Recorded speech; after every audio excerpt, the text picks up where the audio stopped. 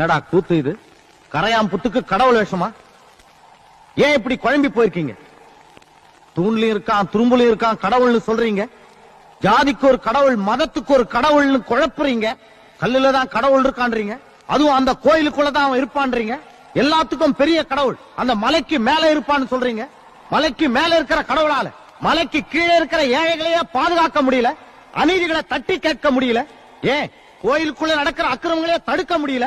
கடவுளே கடத்தப்படுறான், காணாம போறான்.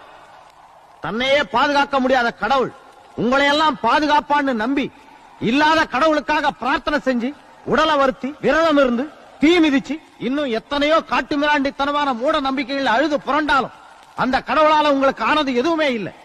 நல்லா யோசிச்சு பாருங்க. கோயில் கட்டி பூஜைகள் பண்றதுனால பிரச்சனைகள் தீரும்னா உலகத்துல இந்நேரம் பிரச்சனைகளே இருக்கக்கூடாது. கடவுள் இல்ல, இல்லவே இல்லை.